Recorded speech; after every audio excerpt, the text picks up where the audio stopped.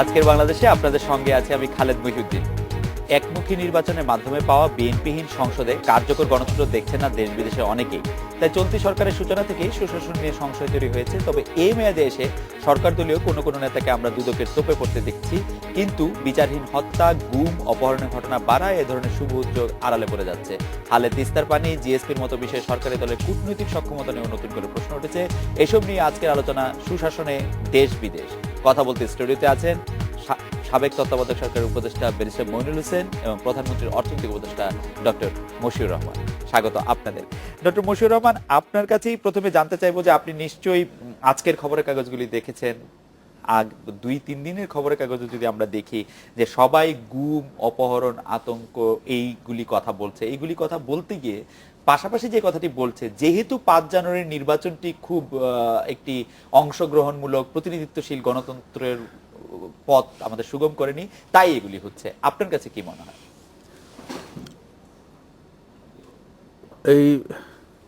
এটার অর্থ যে আমি সবটা ভালোভাবে বুঝে আমি বলবো না, কারণ আমাদের বলি যে 5ই জানুয়ারি নির্বাচন সঠিকভাবে হয়নি, সেই জন্য এটা হচ্ছে। তাহলে ধরে নিতে হবে যে যারা অপরাধ করে এরা সবাই গণতন্ত্র প্রেমী এবং ভোট দিতে চাচ্ছিল, এবং ওরা যাকে ভোট দিতে চাচ্ছিল সে ভোটে দাঁড়ায় নাই, সেই জন্য ওরা এখন গুম, অপহরণ ইত্যাদির মধ্যে কাটছে। এইটা বোধহয় একভাবে বলা যায়, আরেকভাবে হয়তো বলা যায় যে জবাবদিহিতার অনুপস্থিতি থাকলে। আমি যেটা বলবো সে হলো যে অপরাধের সাথে ওই রাজনীতিকে না জড়িয়ে অপরাধকে অপরাধ হিসেবে দেখা, এবং এই অপরাধ দমনের জন্য যে বল দরকার সরকারের, সেই বলকে গড়ে তোলা। পুলিশ বাহিনী যদি অপ্রতুলতা থাকে সেটা মেটাতে হবে, যদি আইনের কোথাও ঘাটতি থাকে সে আইনগুলো আমাদের দেখতে হবে। এই যে গণতন্ত্র নাই সেই জন্য অপরাধ হচ্ছে, গণতন্ত্র থাকলে অপরাধ হতো না, অতএব যারা গণতন্ত্র প্রেমিক তারা অপরাধ করছে। এই যে যুক্তিটা আমার কাছে খুবই সঙ্গতিহীন বলে মনে হয়। কিন্তু ডক্টর মশিউর রহমান, আপনার কাছেই আমরা শিখেছি নানাভাবে আপনার প্রবন্ধ, লেখা এবং বক্তৃতার মধ্যে যে গণতন্ত্রের সাথে সুশাসনের একটি সুদৃঢ় সম্পর্ক রয়েছে। দেশে যদি গণতান্ত্রিক সরকার আসলে সেইভাবে গণতান্ত্রিক না থাকে, তাহলে সুশাসনের প্রতি কিছুটা প্রভাব পড়ে।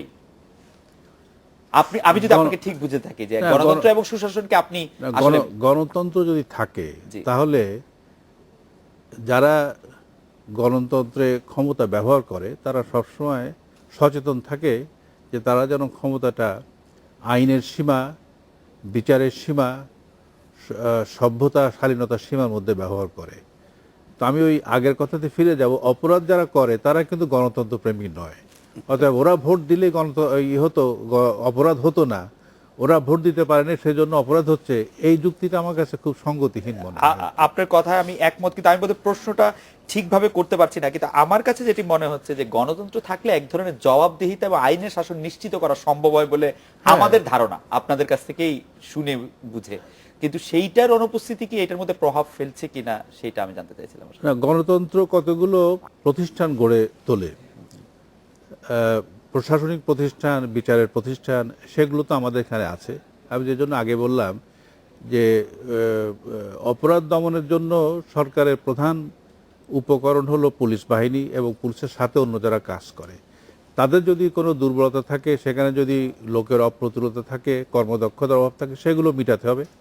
আইনের যদি কোথাও ত্রুটি থাকে সেগুলো আমাদের দেখতে হবে। বিচার ব্যবস্থা যদি কোথাও অসঙ্গতি থাকে, যারা বিচারক আছেন, যারা এই সম্পর্কে পরিচিত, তারা সেগুলো বলতে পারেন। কিন্তু আমরা যদি বলি যে আমাদের দেশে অপরাধ কেন, গণতন্ত্র নাই, গণতন্ত্র নাই কেন, কোনো এক দল ভোটে যায় নাই, তাহলে এই যুক্তিগুলো এত একটার সাথে একটার কোনো মিল নাই। কতগুলো কথা আমরা বললাম কিন্তু কোনো যৌক্তিক সম্পর্ক নাই, শুধু কথারই কথা। আমি একটু ব্যারিস্টার মইনুল হোসেন আপনার কাছে আসি। আপনি গণতন্ত্রের সাফল্য চেয়েছেন, গণতন্ত্রের সাফল্য চাহিয়াছি নামে আপনার একটি বিখ্যাত লেখাও রয়েছে, বই আকারে যেটি বেরিয়েছে। আপনি কি মনে করেন যে এখন যে আইনের শাসন, যেমন আমি পত্রপত্রিকার আজকের হেডিংগুলি দুই একটা যদি আমি বলি, কেউ বলছে যে সবাই আতঙ্কে, কেউ বলছে অপহরণ মামলা সুসংগ হচ্ছে না, আন্দোলনে উত্তাল নারায়ণগঞ্জ, দেশ জুড়ে অপহরণ, আতঙ্ক, সাদা পোশাক এবং সাদা গাড়ি হচ্ছে ভীতির নাম। এটাকে আপনি কি মনে করেন যে আমাদের আইন শৃঙ্খলা বাহিনীগুলির সক্ষমতার অভাব, না কি আসলে? না, আমি সত্যি কথা বলতে কি, যেটা মশিউর রহমান সাহেব বলছে, আমি অত্যন্ত আজকে সৌভাগ্য বলবো যে মশিউর রহমান সাহেব কিন্তু আমি ছোটবেলা ইয়াং ডেজে তারা একত্রে আমরা ভালো হবো সংসদে চেষ্টা করেছি ভালো হবার জন্য। সে ভালো হয়েছে, আমি ভালো হইতে পারি নাই। আরো ভালো হয়েছে। তো আমি খুশি যে এই অপরচুনিটিটা পেয়েছি অনেকদিন পরে একত্রে বসে আলোচনা করার। দেখেন, রাজনৈতিক নেতৃত্ব কিন্তু একটা অদ্ভুত নেতৃত্ব চিন্তা ভাবনা। এটা পুলিশের নেতৃত্ব না, সিভিল সার্ভিসের নেতৃত্ব না, সব নেতৃত্বের একটা সম্মিলিত নেতৃত্ব হলো রাজনৈতিক নেতৃত্ব। সরকার যেটা মশিউর রহমান বলেছেন যে গণতন্ত্র কিন্তু আসলে একটা ব্যক্তির শাসন নয়।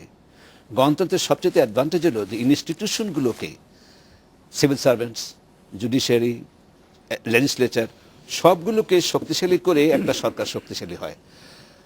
আপনি যে কথা বলছেন এটা আমি আপনার সঙ্গে একমত। আমি মনে কোনো লেখা আমি বলেছিও, যখন মার্শাল ল আসে, সামরিক শাসন আসে, তখন কিন্তু আমাদের সময় দেখবেন আর্মি ব্যাকিং এর ফলে কিন্তু সিভিল সার্ভেন্টরা যাই হোক না সকলে কিন্তু অত্যন্ত ভদ্রভাবে আমাদের সাথে কোঅপারেশন করে। তাহলে কিন্তু কোঅপারেশন করার কোনো কারণ নেই, আমরা ইলেক্টেড না, কিছুই না।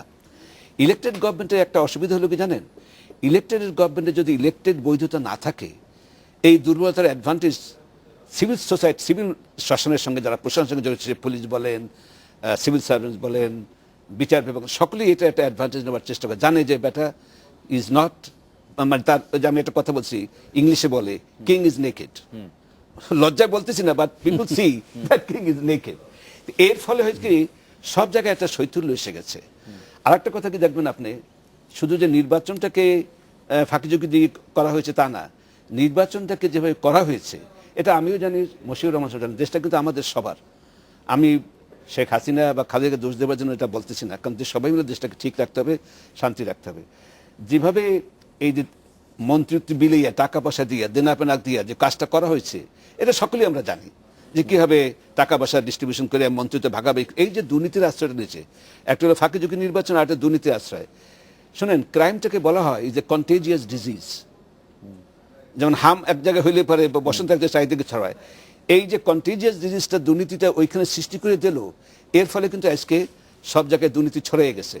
আজকে দেখবেন যে হাইজ্যাকিং হচ্ছে বা কিডন্যাপিং হচ্ছে, যা হচ্ছে সব কিন্তু পুলিশের নামে হচ্ছে, র্যাবের নামে হচ্ছে, বেশিরভাগ ক্ষেত্রে, সব ক্ষেত্রে আমার বলা ঠিক হচ্ছে না, হচ্ছে। এটা কিন্তু আর একটা ভয়াবহ দিক। যারা যাচ্ছে তারা পুলিশের ভয় দেখিয়ে যাচ্ছে। অর্থাৎ দেশে এমন একটা পরিস্থিতি সৃষ্টি করা হয়েছে যে পুলিশকে, র্যাবকে জনগণের বন্ধু হিসেবে দেখতে পাচ্ছে না, ভয় হিসেবে দেখতে হয়। র্যাব আসছে অথবা আমার কিছু করার নেই, অসহায়। এইটা তো স্বাধীন দেশের সরকারের কাজ না।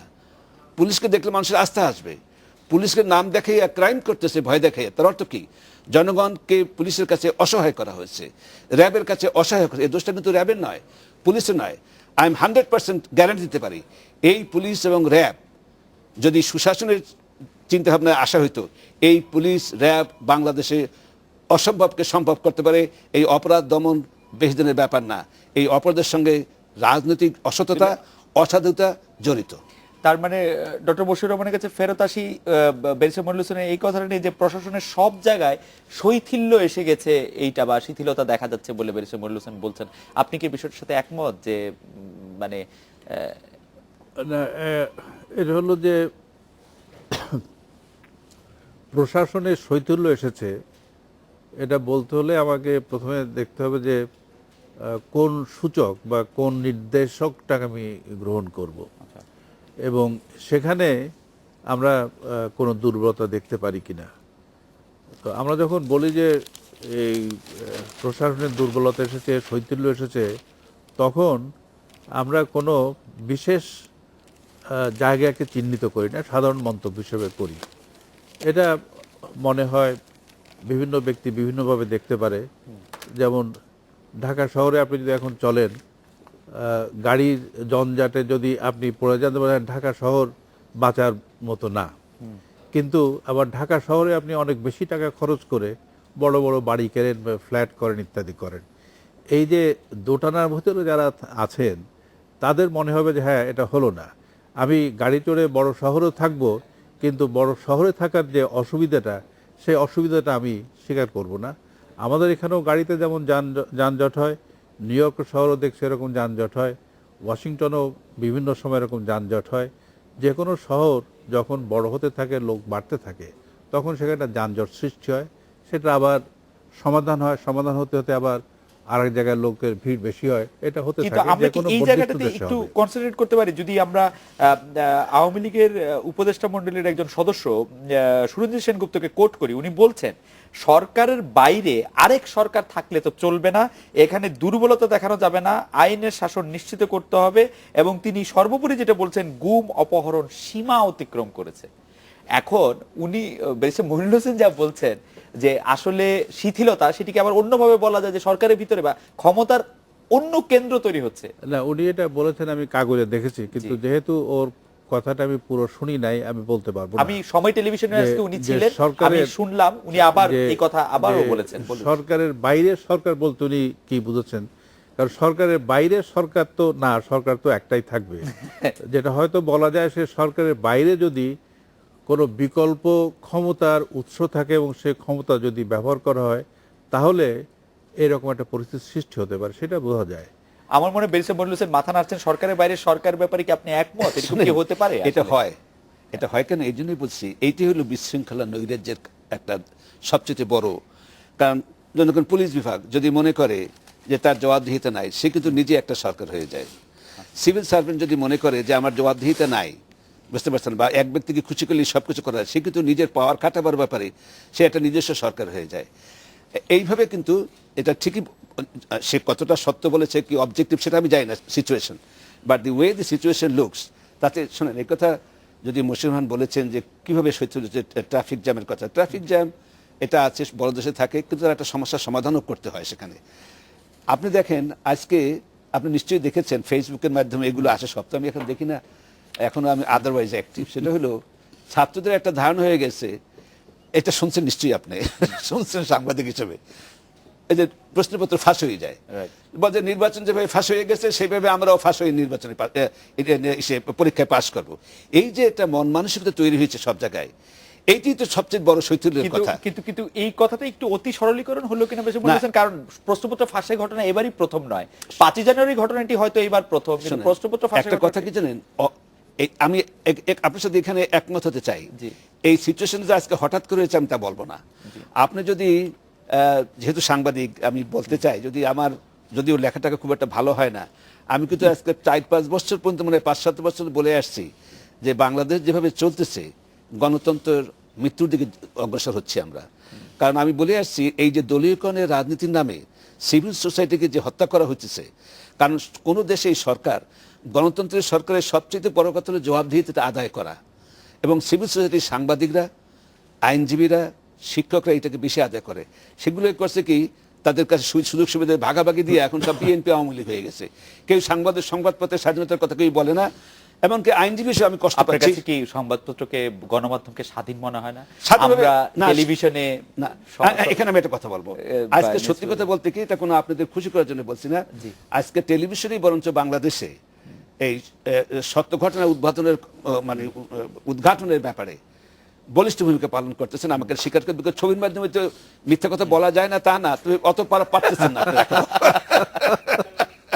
পারা যায় আজকাল মিথ্যা কথা সব বলা যায়, ছবির মধ্যে পারা যায়, কিন্তু আপনি নিজেই চিন্তা করে দেখেন, একজন দোষের কথা না। আজকে আমি আওয়ামী লীগের হই, সাংবাদিকতার অর্থটা কি? সে হলো বস্তুনিষ্ঠ, নিরপেক্ষ হতে হবে তাকে, প্রথম কথা। যে কথা আমি বলেছি যে আমার আব্বাই নিজে আওয়ামী লীগ থেকে রিজাইন করলেন যে আমি দলে থাকলে আর পারবো না। আজকে প্রকাশ্যে তারা আইনজীবী হিসেবে, আজকে আমি তো বললাম আপনাকে, মানে আবার বলতেছি, আজকে সকাল দুপুরবেলা ফোন করে আমার মামা, যেহেতু বার অ্যাসোসিয়েশনের প্রেসিডেন্ট, আমার মামাও হয়, যে মামা এই যে গুম হত্যা হচ্ছে, এই ব্যাপারে দলাদলি না করে, বিএনপি আওয়ামী লীগ না করে, দেখুন তো সকলে একত্রেই করতে পারে, এটা মানবতার ডাক। মানুষ বাঁচতেছে না, মানুষ মারা যাচ্ছে, আতঙ্কের মধ্যে আছে। অতএব এখানে আর দলাদলি করেন না আপনারা। আমি এই জন্যই বলছি যে আজকে যদি আইনজীবীরা দলাদলি না করতো, সাংবাদিকরা দলাদলি না করতো, তাহলে প্রাইম মিনিস্টার শেখ হাসিনার পক্ষে কিন্তু সরকার চালানোটা সহজ হইতো। শোনেন, সংবাদপত্র কিন্তু আসলে সংবাদপত্র যে কেউ বলেছে, দেখেন জেফারসনের মতো লোক মনে বলেছেন, আমি যদি ঠিক না, আপনি পণ্ডিত মানুষ, যে if I have to choose between a state without press and state without press without freedom, press কি বলছে, আই উইল চুজ প্রেস। মানে রাষ্ট্র চালানো সম্ভব নয় যদি প্রেস ফ্রিডম না থাকে। তো এইখানে আমাদের প্রেস কিন্তু সেই ভূমিকাটা পালন করতেছে না। ব্যারিস্টার মনিরুল হোসেন, আমরা একটা বিরতি নিচ্ছি, বিরতির পর ফিরে এসে আপনাদের দুজনের কাছে জানতে চাইবো যে আপনি বলছিলেন যে সিভিল সোসাইটিকে ভাগ করে নেওয়ার পিছনে রাজনীতিবিদদের দায় আছে, তো সেটা যদি আমি বলি এই দায়টা শুধু রাজনীতিবিদদেরই নাকি যারা আলাদা হচ্ছেন ভাগ হচ্ছেন তাদেরও অনেক বড় দায় রয়ে গেছে? এই ব্যাপারে আমি গল্প বলেই বলবো। সেটা আমরা একটা বিরতি নিয়ে এসে আপনার কাছে শুনবো।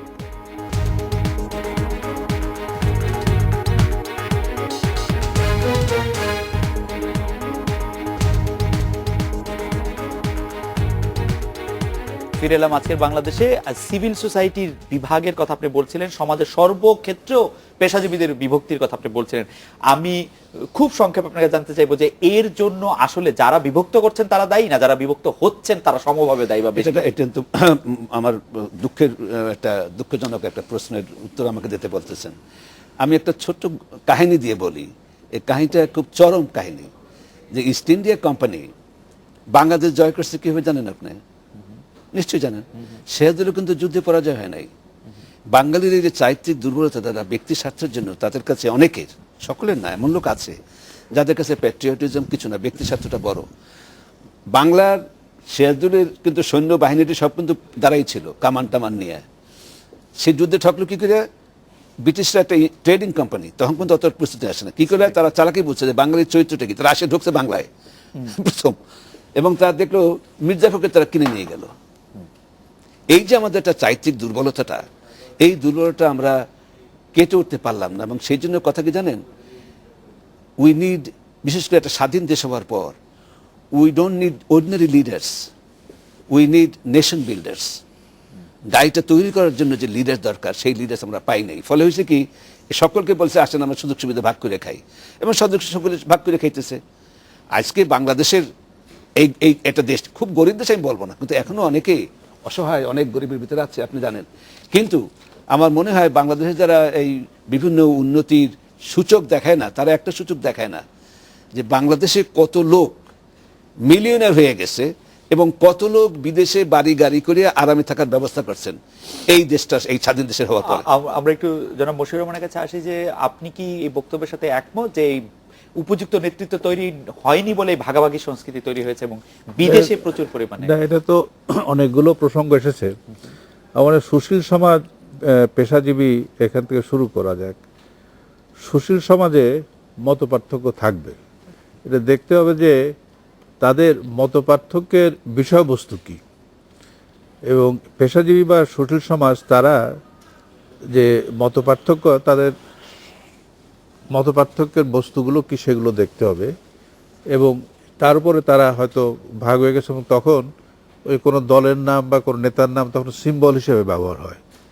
যুদ্ধের সময় যেমন একটা ফ্ল্যাগ নিয়ে যায় যে আমার দল এরকম একটা পতাকা বাহী নিয়ে যায়, কিন্তু তাদের ভিতরে কোনো বড় মতপার্থক্য আছে। মতপার্থক্য তখনই থাকবে না যখন সেগুলোকে একদম অবদমিত করা হয়। আর আমাদের সমাজে যেটা উনি বললেন সেটা সত্যি, অনেকের অনেক টাকা পয়সা আছে, অনেক গরিব আছে, কিন্তু আমরা তো এটার মাপ দেখি যে এই আয় বৈষম্যের মাপ, যিনি কোএফিসিয়েন্ট ইত্যাদি যে দেখা যায়, তাতে দেখা যায় যিনি কোএফিসিয়েন্ট আমাদের গত 5-7 বছরে আয় বৈষম্য কমেছে। এবং যারা এটা নিয়ে আলাপ আলোচনা করেন তারা বলেন যে আয় বৈষম্য যদি, যিনি কোএফিসিয়েন্টের ভ্যালু যদি হয় 0.3, তাহলে এটা একটা গ্রহণযোগ্য সাম্য এসেছে বলা যেতে পারে। আমাদের 0.3435 এরকম। আমরা ওই যে ইকুয়াল ডিস্ট্রিবিউশন ইনকাম, তার থেকে খুব বেশি দূরে নাই। আর যদি আয় বৈষম্য আদৌ না থাকে তাহলে ওর ভ্যালু হবে 0। পৃথিবীর কোথাও এই 0 ভ্যালু কোএফিসিয়েন্ট নাই। আর এর বাইরে যেটা উনি বললেন যে অনেক বড় লোক আছে, অনেক গরিব লোক আছে, এটাও সত্যি আমরা চাক্ষুষ দেখি। কিন্তু ওই প্রত্যেকটিকে দেখে দেখে যদি আমরা বিচার করতে যাই যে সমাজে বৈষম্য আছে না নাই, সমাজে বৈষম্য কমছে না বাড়ছে, তাহলে আমরা তো করতে পারবো না। এত কোটি লোক, প্রত্যেক লোকের কাছে জিজ্ঞাসা করতে হবে তুমি সকালে কি খাও, দুপুরে কি খাও, বিকালে কি খাও। তো সেই জন্য আমি মনে করি যে আমাদের যেটা কতগুলো সাবজেক্টিভ পার্সোনাল ইমপ্রেশন আছে, সেগুলোর থেকে বাইরে যে আরও বোধহয় সুস্পষ্ট সংজ্ঞা নির্ভর আলোচনা করলে আমাদের এই যে মত পার্থক্য বা আমরা যে উত্তেজিত হই অনেক সময় সেগুলো দূর করা সম্ভব হয়, সেগুলো পরিহার করা সম্ভব হয়। যেমন আইনজীবীদের মধ্যে যদি মত পার্থক্য থাকে, আমার মনে হয় না ওরা কেউ বলে যে আমরা এই বিচার প্রতিষ্ঠানের স্বাধীনতা চাই না, সে বিষয়ে সবাই একমত। সেখানে হয়তো তারা বলতে পারে যে কোনো আচরণ সম্পর্কে হয়তো তারা বলতে পারে, কিন্তু প্রতিষ্ঠানটি সম্পর্কে তাদের সবারই একই মত থাকবে যে স্বাধীনতা আমরা চাই, কিন্তু হয়তো বলতে পারে যে এরা স্বাধীনভাবে আচরণ করছে না, সেটা হয়তো বলতে পারেনি। ডক্টর মশিউর রহমান, আপনার দৃষ্টি আকর্ষণ করছে, বেশি মনে হচ্ছেন আপনার দৃষ্টি আকর্ষণ করছে, এই মুহূর্তে রাজধানীর কমলাপুর টিটিপাড়া বস্তি এলাকায় কিছুক্ষণ আগে রেল ক্রসিং এর ট্রেনের ধাক্কায় যাত্রীবাহী বাসের বেশ কয়েকজন যাত্রী হতাহত হয়েছেন। দুর্ঘটনাস্থলে এখন আছেন আমাদের সহকর্মী শাহরিয়ার অনির্বাণ। বিস্তারিত জানতে তার কাছে সরাসরি যোগ দিচ্ছি আমরা। অনির্বাণ, দুর্ঘটনাটি কিভাবে ঘটলো? আপনি এখন কি অবস্থা? হতাহত কতজন আছেন এখানে? অনির্বাণ।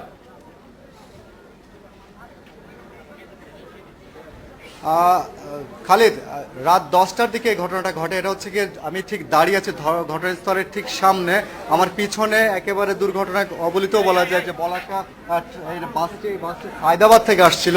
এই উত্তর দক্ষিণ দিকের যে মুগদার যে স্টেডিয়াম রাস্তাটা আছে, সেই রাস্তা দিয়ে এই বাসটি রং সাইড ধরে হচ্ছে গিয়ে পুরো কমলাপুরের দিকে ঢুকতে থাকে। ঠিক সেই সময় নারায়ণগঞ্জ থেকে একটি লোকাল ট্রেন আসে। সে ট্রেনটা এসে ট্রেনের সাথে একেবারে সংঘর্ষে লিপ্ত হয়ে যায় এই বলাকা ট্রেন বাসটি। আপনি দেখতে পাচ্ছেন যে পুরো বাসের সামনের অংশটুকু একেবারে একদম ভেঙে গেছে এবং এখানে 4জন মানুষ মারা গেছেন, 4জন যাত্রী মারা গেছেন পুরো সিঁড়ি জুড়ে, এবং বাসের ভিতরেও অংশে বেশ কিছু জায়গার ক্ষত বিক্ষত মানুষের বিভিন্ন রক্ত আমরা দেখতে পেয়েছি এখানে।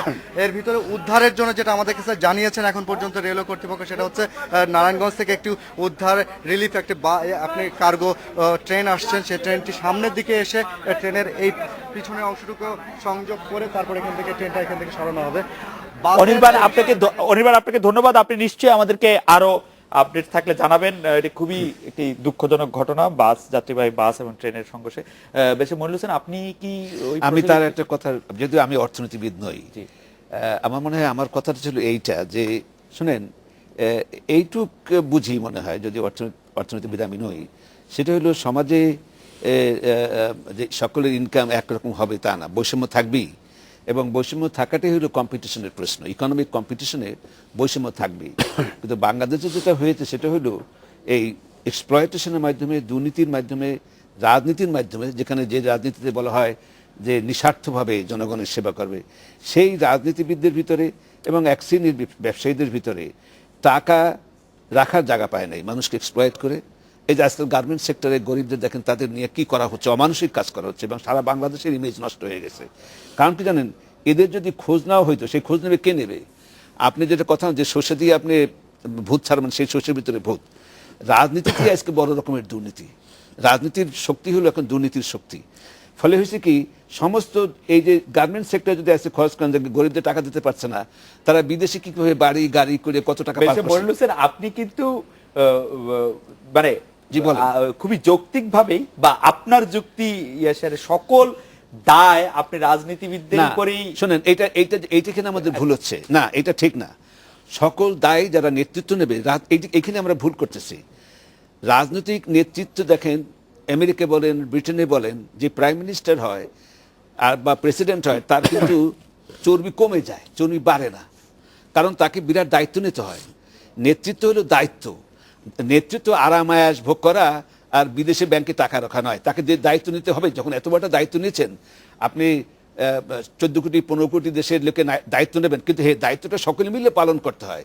আপনি সেই পরিবেশ সৃষ্টি করবেন, সকলের সহযোগিতা। আজকে যে মনে করেন, এইটা বললাম যে টাকা পয়সার ব্যাপারটা, টাকা পয়সার যেটা ব্যাপার হয়ে, যেখানে বাংলাদেশে দায়িত্বটা সকলে মিলে পালন করতে হয়, আপনি সেই পরিবেশ সৃষ্টি করবেন, সকলের সহযোগিতা। আজকে যে মনে করেন, এইটা বললাম যে টাকা পয়সার ব্যাপারটা, টাকা পয়সা যেটা ব্যাপার হয়ে, যেখানে বাংলাদেশে ইনভেস্টমেন্ট করা দরকার, যেখানে বাংলাদেশের ওয়ার্কার চাকরি না পাইয়ে আজকে মেয়েদের পর্যন্ত বিদেশে পাঠানো হচ্ছে, এরা করবে কি বলেন? চরিত্রহীন কাজ করা হচ্ছে বিদেশে। এরা বিদেশে গেলেই চরিত্রহীন হয়ে যাবে। আমরা বোধহয় এই বিষয়টিকে অতি সরলীকরণ করছি। না, অতি সরলীকরণ না, বাস্তবতার কথা। কারণ আমাদের দেশে লোক বেশি আছে, আমরা বেশি লোক বাইরে যাব। না, এটা কোনো কথা না। শুনেন, এটা না, আপনি যদি যোগ্যতা নিয়ে বাইরে যান, এটা অহংকারের ব্যাপার। বাহরাইনে গার্মেন্টস আমাদের মেয়েরা কাজ করতে গেলে অসুবিধা কি? না, এইখানে বলছি যে আমাদের কেন আমরা নিজেদের এখানে জব সৃষ্টি করতে পারবো না? আমাদের কনস্টিটিউশনে বলেছে আমাদের প্রতিটি নাগরিকের চাকরির সুযোগ ব্যবস্থা আমাদের করতে হবে, আমাদের সেই চিন্তা করতে হবে। কিন্তু আজকে আমরা ফুটানি করতেছি কি জানেন, যে বিদেশ থেকে কত টাকা আসতেছে এই দাস ব্যবসার মাধ্যমে, আর আমরা এখানে গার্মেন্টস সেক্টরে রক্তের বিনিময়ে কত টাকা বিদেশে রাখতে পারছি। সেইটাই। এইটা হলো একটা কথা। শোনেন, এইখানেই রাজনৈতিক নেতৃত্বের দায়িত্ব হলো যে একটা সমতা সৃষ্টি করা। আজকে যেখানে যেটা চলতেছে সেখানে যে এই যে মনে করেন এই যে দুর্ঘটনাটা ঘটতেছে, সবকিছু ঘটছে, কারণ কি জানেন, যোগ্য লোকদের যোগ্য জায়গায় স্থানে বসাবার কোনো চেষ্টা নাই, দলীয়করণ করা হচ্ছে। আপনি দলীয়করণের প্রসঙ্গটি দলীয় জায়গায় আপনি আমাদের একটা বিরতি নিতে হচ্ছে। বিরতি পর ফিরে এসে ডক্টর মশিউর রহমান নিশ্চয়ই এই বিষয়ে কিছু বলতে পারেন। আমাদের অরিজিনাল প্রশ্নটি হচ্ছে আপনার কাছে যে কয়েকদিন আগে যুক্তরাষ্ট্র সফর করে এসে অর্থমন্ত্রী বলেছেন যুক্তরাষ্ট্রের সঙ্গে আমাদের উদ্বেগের বিষয় হলো ডক্টর মোহাম্মদ ইউনূস। প্রকারান্তরে আপনি আবার বিবিসি সংলাপে বলেছেন বাংলাদেশ যুক্তরাষ্ট্র সম্পর্কের ক্ষেত্রে ডক্টর ইউনূস কোনো ফ্যাক্টর নয়। সুনীল সমাজের কথা যখন আসলোই সেই প্রসঙ্গ ধরে এই বিষয়টিও যদি আপনি আমাদের একটু ক্লিয়ার করেন, আমরা একটা বিরতি নিয়ে ফিরছি আপনার কাছে।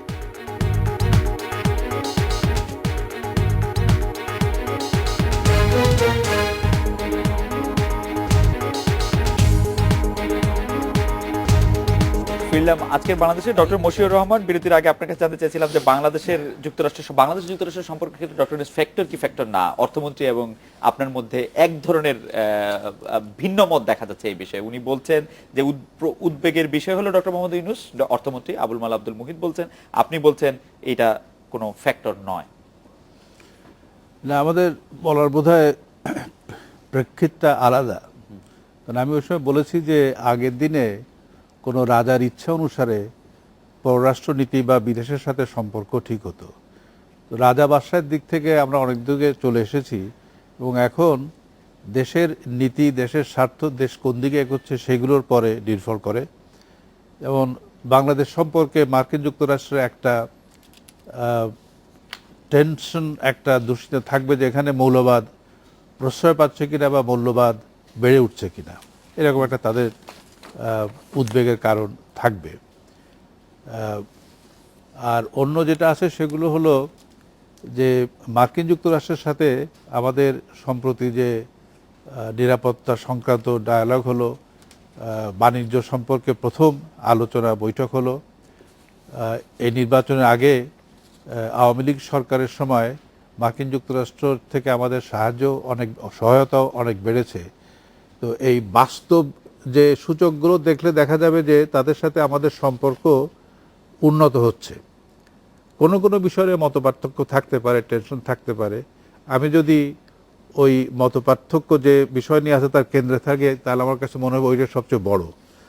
আর একটা হলো যে ডক্টর ইউনূস কোনো বিশেষ রাজনৈতিক মতবাদ রিপ্রেজেন্ট করছেন না। অতএব তাকে নিয়ে এই মার্কিন যুক্তরাষ্ট্রের সাথে যে আমাদের বড় রকম একটা টেনশন সৃষ্টি হবে এটা আমার মনে হয় না। কারণ উনি কোনো রাজনৈতিক বা কোনো বিশেষ নীতি রিপ্রেজেন্ট করেন না। যদি করতেন তাহলে ওরকম একটা প্রশ্ন দেখা যেত যে বাংলাদেশে কোনো দল থাকলে সেখানে মৌলবাদ বাড়বে বা দেশের অন্যদিকে চলে যাবে, ডক্টর ইউনূস আসলে সেখানে একটা র্যাডিক্যাল চেঞ্জ আনতে পারবেন, এরকম যদি কোনো অবস্থা থাকতো তাহলে ওরকম একটা ধারণা করা সম্ভব হতো। কিন্তু যুক্তরাষ্ট্র এবং মেক্সিকোতে বেশ কয়েকটা অনুষ্ঠানে যোগ দিয়ে ফিরে এসে অর্থমন্ত্রী সাংবাদিকদেরকে বললেন যে উনাদের উদ্বেগের বিষয় হলো ডক্টর মোহাম্মদ ইউনূস, আমাদেরও মানে উনি এটা কেন বললেন? আমার কাছেও কিন্তু আমি আপনার বক্তব্যের সাথে একমত না। আমি সেই জন্য বললাম যে আমি যদি ওই কেন্দ্রে থাকতাম তাহলে আমি বুঝতে পারতাম যে যেটা শুনেছি আমি সেটাই তারপরে আমি রিয়াক্ট করতাম।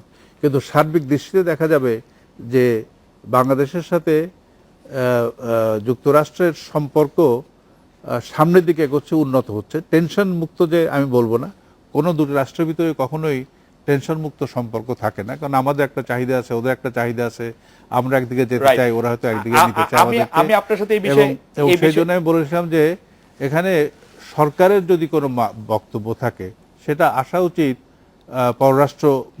পররাষ্ট্রমন্ত্রীর মাধ্যমে। আমি আপনার সাথে সম্পূর্ণ একমত, কিন্তু সাংবাদিক হিসেবে আপনার কাছে একটি বিষয় জানতে চাইবো যে মাননীয় প্রধানমন্ত্রী এই বিষয়ে আপনার সঙ্গে একমত না অর্থমন্ত্রীর সঙ্গে একমত?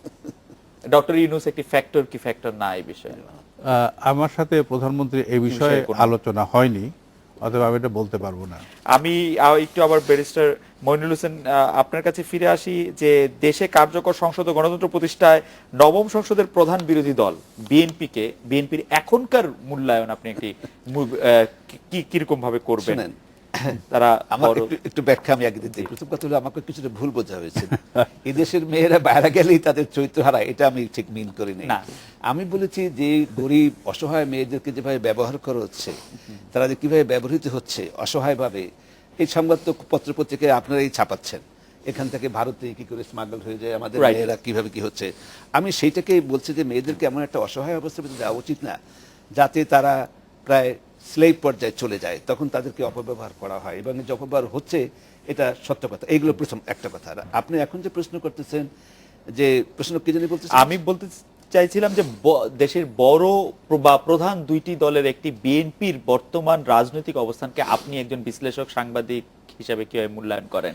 যে যদিও আমরা জানি যে সংসদে কার্যকর বিরোধী দল নাই, সেজন্য সংসদে বাইরের দেখেন না, চিন্তা করে দেখেন দেশটাকে কি একটা হালকা অবস্থায় নিয়েছে। আমি মনে করি এটা আপনারা আমার সকলের জন্যই লজ্জার ব্যাপার যে বলা হয় যে আমি সরকারও থাকবো অপোজিশনেও থাকবো, যে ডুডো খাবো কলা হবে। মানে ঠিক আছে, আমি আপনার সাথে আলোচনা করছি, আপনাকে আমি বোকা মনে করতে পারি, একটা সীমা থাকা দরকার একটা বোকামির, তাই না?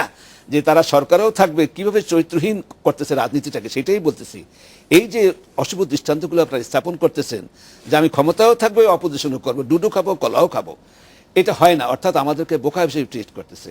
পার্লামেন্টারি ইলেকশন নামে কোথাও পৃথিবীতে আছে আমাদের একজন চিফ জাস্টিস মাননীয় করলেন, আমি তার জন্য লজ্জায় দরকার হলে আমি কন্টেম্পট অফ কোর্ট ফেস করতে রাজি আছি। যে এইরকমের চিফ জাস্টিস একটা কলঙ্ক, যে বলতে পারে যে নির্বাচিত সরকারের অধীনে পার্লামেন্টারি সিস্টেমে ইলেকশন হতে পারে, কোথায় হতে পারে? তার এইটুকু জ্ঞান পর্যন্ত নাই যে once the parliament is dissolve কেউ ইলেক্টেড থাকে না। অতএব আমাদের দেশে অযোগ্য লোকদের সব জায়গায় বসানো হয়েছে। এই ভদ্র কখনো চিফ জাস্টিস হতে পারতো না, জীবনে চিফ জাস্টিস হতে পারতো না, ব্যাকগ্রাউন্ড নেন। ফলে হয়েছে কি, আজকে বাংলাদেশের সমস্যার সৃষ্টি হয়েছে অযোগ্য লোকদের বিভিন্ন জায়গায় বসাইয়া একটা সমস্যার সৃষ্টি করা হইতেছে। অতএব যে আপনি যেটা প্রশ্ন করতেছেন যে আবার বলতাম ঠিক বর্তমান শোনেন, বিএনপি ও আওয়ামী লীগ না, এ কথা আমি বারে বারে বলছি। আওয়ামী লীগের যে নেতৃত্ব, এটাও রাজনৈতিক নেতৃত্ব না। আসলে রাজনীতির হাতে নাই। রাজনীতি চলে গেছে প্রাক্তন আমলা এবং ব্যবসায়ীদের হাতে। তারা ব্যবসা করার জন্য রাজনীতি করে। রাজনীতি করছে সরওয়ার্দী সাহেব, রাজনীতি করছে বঙ্গবন্ধু। আপনি নিজে প্রথম দিকে রাজনীতিবিদ ছিলেন, আপনি রাজনীতি থেকে সরে আসলেন কেন? আমি আসছি এই জন্য যে আমি মনে করি না রাজনীতি করাটা বা মন্ত্রী হওয়াটা চাকরি। বঙ্গবন্ধু পর্যন্ত আমি মানতে চেয়েছি। আমি আশা করছিলাম সরওয়ার্দী সাহেব থাকবেন, আমি তার ব্যাগ নিয়ে রাজনীতি করব। আমি মানিক মিয়া সাহেব ছেলে শিখেছি রাজনীতি অর্থ নিঃস্বার্থ হয়ে কাজ করা, আমাকে যোগ্যতা অর্জন করতে হবে। আমি ছাত্র জীবনে ছাত্রলীগ করি নাই। আমি মনে করছি রাজনীতি করতে গেলে নেহেরু গান্ধী সরওয়ার্দী হতে হয়। চেষ্টা করছি, পারি নাই, সেটা দ্যাটস এ ডিফারেন্ট কোয়েশ্চেন। কিন্তু আমি বঙ্গবন্ধুর পরে আর যাই নাই, এই জন্য যাই নাই। এবং নিশ্চয়ই এটা আপনারা জানা আছে, আমি মন্ত্রিত্ব পেতে পারতাম। এমন কোনো গভর্নমেন্ট নাই যে গভর্নমেন্ট আমাকে মন্ত্রিত্ব অফার করে নাই। কিন্তু মনে করছে কি জানেন, যে এরশাদ সাহেব বা জিয়াউর রহমান সাহেব মনে করেন মন্ত্রিত্ব একটা চাকরি, ব্যারিস্টার সাহেব একটা চাকরি দিয়েছি। মিনিস্টারশিপ ইজ নট চাকরি, আমি দেশের সেবা করি। এটা কি এরকম হতে পারে যে আপনি মন্ত্রী না থেকেও যেহেতু অনেক ইনফ্লুয়েন্সিয়াল থেকে গেলেন, সেজন্য আপনি মন্ত্রী হওয়াটা আপনি খুব দরকার মনে করেন নাই? না, আমি এরশাদ সাহেবের 9 বছরের শাসন আমলে বা জিয়াউর রহমান সাহেবের তার আগে 5 বছরের শাসন আমলে বলতে পারবে না আপনাকে খুব বেশি আমরা প্রতিবাদ মুখরও দেখি নাই। আসলে এটা ঠিক না। যদি না হয়ে থাকে তো আপনি বলতে পারেন আমি কোন রকম ভাবে কারোকে, বরং অনেক ইনফ্লুয়েন্সিয়াল দেখেছি আপনাকে। আপনি অনেক ইনফ্লুয়েন্সিয়াল কিভাবে বলেন? আমি কি না, সেটা আপনি যোগ্যতার কারণে ইনফ্লুয়েন্সিয়াল, কিন্তু সেটা আমি যোগ্যতা দেখাইয়া কোন ভাবে কোন রকমের ব্যক্তিগত সুবিধা বা কারো সুবিধার কথা বলছি না। আমি বলছি যে আমি প্রতিবাদ করি সুবিধা করছি। এরশাদ বিরোধী আন্দোলন বলেন, আইয়ুবের, শুনেন, আমি প্রথম যে জেল খেতাম কি জন্য, জিয়ার বিরুদ্ধে আন্দোলন করতে গিয়ে, যে জিয়া সাহেব মার্শাল্লাহকে ইলেকশন চাইলো, আমি বললাম ইলেকশন করবো না, বয়কট করবো আমরা। ওসমানী সাহেব আমরা সকলে মিলে এটা করলাম, আমাকে জেল খাটতে হইলো। আমি দুর্নীতির জন্য জেল খাটি নাই। অতএব এটা ঠিক না যে আমি ইনফ্লুয়েন্স ছিলাম। আমি ইনফ্লুয়েন্স ছিলাম না, বাট আমি প্রতিবাদী ছিলাম। আমি ছোট আকারে প্রতিবাদী ছিলাম।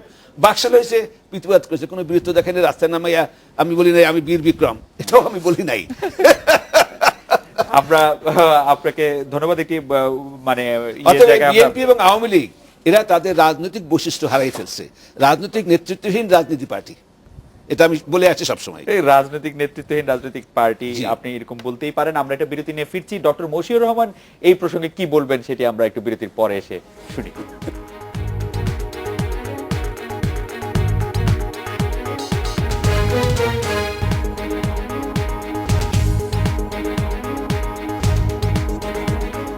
ফিরে এলাম আজকে বাংলাদেশে। ডক্টর মশিউর রহমান, আপনার কাছে দুটি বিষয় আসলে জানতে চাইবো। যে এক হচ্ছে যে আপনি যদি খুব সংক্ষেপে মন্তব্য করেন রাজনীতিবিদদের কাছে রাজনীতি নাই সেটি সম্পর্কে, আর আছে আজ রাতেই BDNews24.com-এ পরিকল্পনা মন্ত্রী আহম মোস্তফা কামাল একটি সাক্ষাৎকার দিয়েছেন। সেখানে তিনি বলেছেন পদ্মা সেতুতে বিনিয়োগের জন্য তিনি ইসলামী ব্যাংকের থেকে 1000 কোটি টাকা চাইবেন। ইসলামী ব্যাংকও তাকে কথা দিয়েছেন যে 1000 কোটি টাকা তারা পদ্মা সেতুর জন্য বিনিয়োগ করবেন, এতে তিনি কোনো সমস্যা দেখছেন না।